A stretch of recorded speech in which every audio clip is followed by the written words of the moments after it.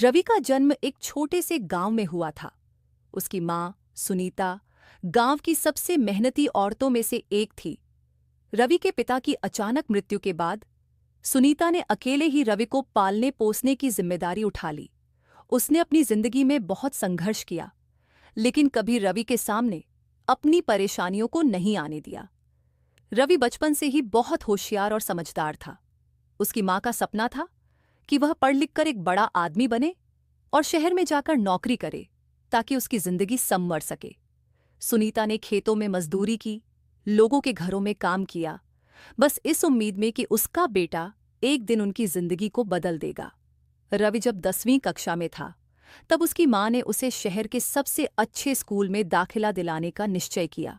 उसने अपनी सारी बचत और गहने बेच दिए ताकि वह रवि की फीस भर सके।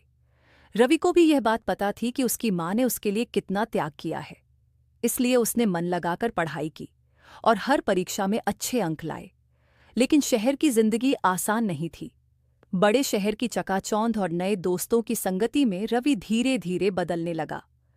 वह पढ़ाई से ज्यादा दोस्तों के साथ घूमने और मस्ती करने में दिलचस्पी लेने लगा। उसकी मां ने जब यह देखा तो वह चिंतित हो गई।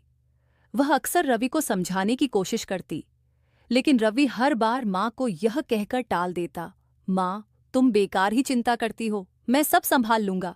समय बीतता गया और रवि ने कॉलेज में दाखिला ले लिया। कॉलेज के बाद उसे एक अच्छी नौकरी भी मिल गई। वह अब शहर में अच्छी जिंदगी जी रहा था। उसने अपनी मां को गांव से शहर बुला लिया, लेकिन जैसे जैसे वह अपने करियर में आगे बढ़ता गया, मां और बेटे के बीच की दूरी भी बढ़ती गई। सुनीता अब भी वही साधारण गांव की औरत थी। उसे शहर की चकाचौंध और रवि की नई जिंदगी में अपनी जगह नहीं मिल रही थी। वह रोजाना रवि का इंतजार करती कि वह शाम को आएगा और मां से बात करेगा, लेकिन रवि अब घर देर से लौटता और मां से ठीक से बात भी नहीं करता। एक दिन सुनीता बहुत बीमार हो गई। उसने रवि को कई बार बुलाने की कोशिश की, लेकिन रवि ने अपने काम में व्यस्तता का बहाना बना लिया। धीरे धीरे उसकी हालत बिगड़ती गई और एक दिन उसने अपने बेटे के नाम एक पत्र लिखा। पत्र में उसने अपने दिल की सारी बातें लिखीं। प्यारे बेटे रवि, तू मेरी आंखों का तारा है। मैंने सारी जिंदगी तुझे बड़ा करने में लगा दी, लेकिन अब लगता है कि तू मुझसे बहुत दूर हो गया है। मैं तेरे लिए हर त्याग किया, लेकिन अब मैं तेरे जीवन में कहीं खो गई हूं। मैं जानती हूं कि तू बहुत बड़ा आदमी बन गया है, लेकिन क्या मैं अब भी तेरे लिए वही मां हूं जो तेरे बचपन में थी? तूने जो कुछ भी हासिल किया है उस पर मुझे गर्व है, लेकिन मैं तुझे एक बात बताना चाहती हूं। जिंदगी की दौड़ में हम अक्सर अपने सबसे प्यारे लोगों को भूल जाते हैं।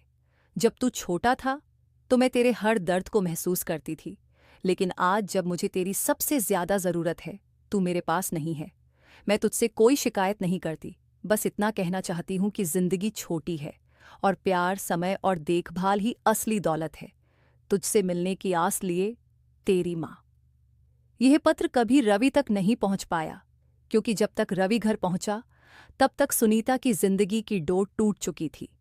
वह आखिरी बार अपने बेटे का इंतजार करते हुए ही इस दुनिया से चली गई।